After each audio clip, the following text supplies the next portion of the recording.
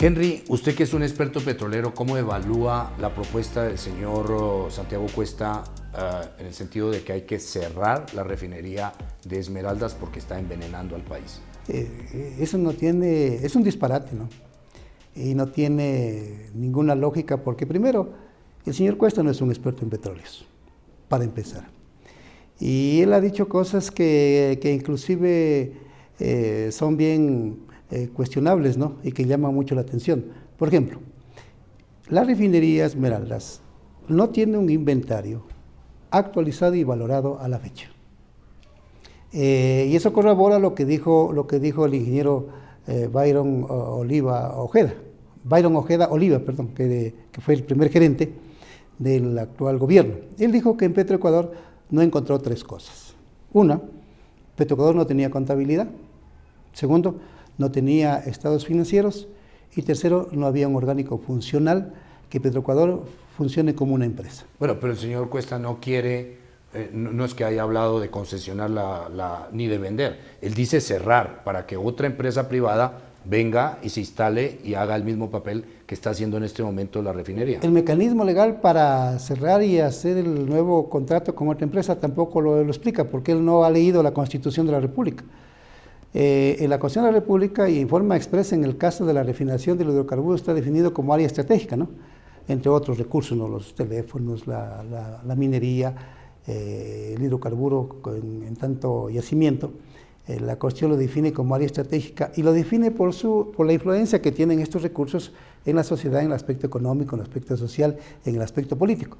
Y en la materia legal ya, en la Constitución de la República hay tres caminos, ¿no? para poder manejar estos recursos. Lo uno es a través de empresas públicas. ¿Ya? Y que claro, esto de manejo de empresas públicas, el gobierno anterior y el actual no ha sido bueno, son un desastre. Y además por lo que ha sido esta posición politiquera que se dio en el Ecuador y que se ha dado, por ejemplo, en Venezuela, esta fórmula o esta institución de que sea la empresa pública la que administre los recursos es un desastre. El otro mecanismo que está en la Constitución de la República es la empresa de economía mixta. Y ahí dice expresamente de que el Estado debe ser el mayor accionista en el manejo de estos recursos. Siempre dice el no. Ahora, allí no hay una ley de empresas de economía mixta, no daremos, ¿no? Entonces el señor Cuesta no sabe. Y lo tercero dice por delegación. En la delegación, para el caso de la refinería, usted tiene solo dos mecanismos. Si yo fuera ministro, presentará dos escenarios del Ecuador. Lo uno es de que yo llego a una alianza estratégica bajo empresa de economía mixta con una empresa internacional. Y le digo a la empresa internacional, mediante proceso licitatorio, elaborado bases, hecho que el señor Cuesta no tiene, el gobierno no tiene, el señor Pérez tampoco tiene, porque la prensa nacional deberían preguntarles, ¿y cuáles son las bases para la construcción de una nueva refinería? ¿Qué plan tiene usted? ¿Cuál es el modelo de manejo económico de estos recursos? No los tienen. Vayamos un poco a lo que tenemos en este momento en el escenario. ¿Hay, según usted, ya un inventario de qué pasó con la repotenciación? En el caso de la repotenciación, no lo ha dicho en detalle el señor ministro Carlos Pérez. Él lo que ha dicho es un informe que presentó esta empresa que contrató Naciones Unidas, ¿no? Y que esa empresa lo que hizo es ratificar lo que ha dicho Fernando Villavicencio, Cristian Zurita y otros amigos periodistas que han investigado el caso de la refinería y también la Contraloría.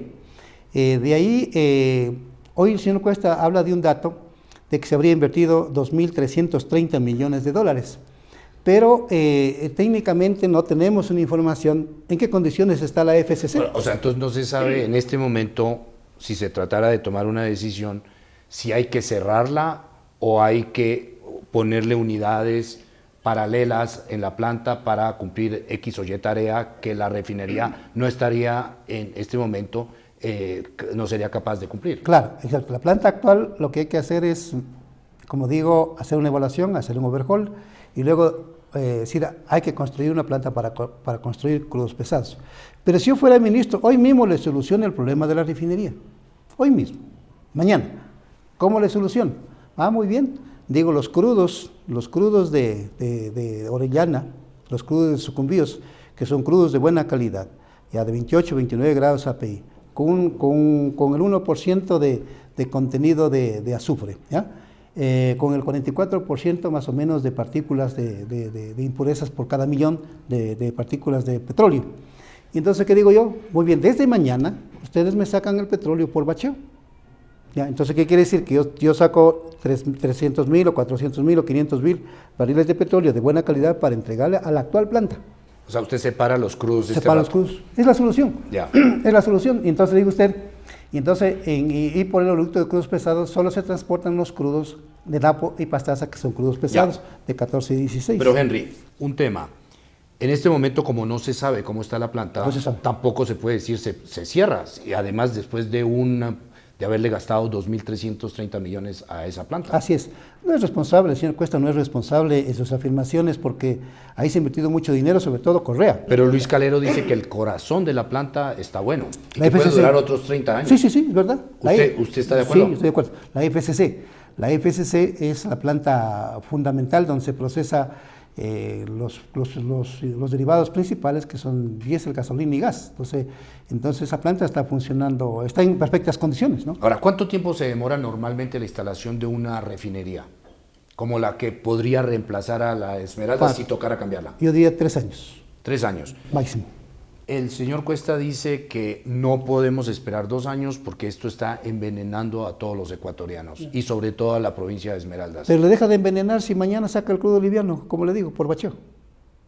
Lo que pasa es que el señor Cuesta es un ignorante, y digo de ignorante o de su ignorancia de la que adolece, ¿no? Yo lo digo con toda claridad. Pero mañana le podría quitar la altísima concentración de plomo, ¿cómo se llama? De aromáticos y de azufre, porque con esta mezcla, ¿qué pasó? Que ya el crudo que se entrega a la refinería ya no es del 1%, es del 2% de azufre. Si se tratara de ver el estado de salud, para decir, el señor Cuesta está legítimamente preocupado por la salud de los ecuatorianos en general.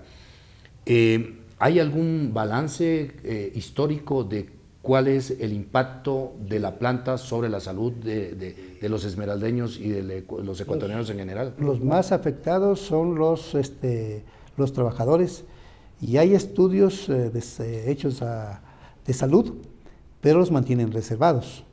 Pero quién sabe el estado de salud de los trabajadores son los dirigentes de la refinería Esmeraldas.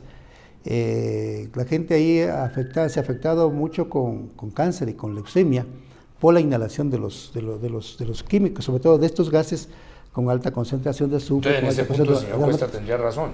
Pero le quito mañana si mañana dispongo que no se mezclen los crudos para entregarle a la refinería, sino que se le entregue el crudo liviano. ¿Y qué hago con los crudos pesados? Con los crudos pesados, si yo fuera ministro, como son mediante contrato de prestación de servicios, porque el crudo en sí, pesado, de 16 y 18 grados, no es rentable. No es rentable y nadie lo compraría. ¿Ya? Y lo compraría si se lo somete a un proceso de calentamiento para eliminar y mejorar la densidad. Pero claro, ahora no se hace eso porque de forma irresponsable, de forma criminal, se viene afectando a la economía petrolera porque se mezclan todos los crudos en los campos petroleros y en Balao. Ya, pero si termina su respuesta sería, usted separa, sí, ¿qué hace con los crudos? Los valoro, si no son rentables, yo no los pongo. Yo no los saco, yo no los exploto. Yo no los exploto hasta no tener un concepto integral de procesamiento de los crudos pesados. ¿Qué significa eso? Que ya tenemos un oleoducto. ¿Qué más falta hacer? Una refinería. Entonces hay que hacer la refinería para crudos pesados, de alta conversión. Solucionado el problema.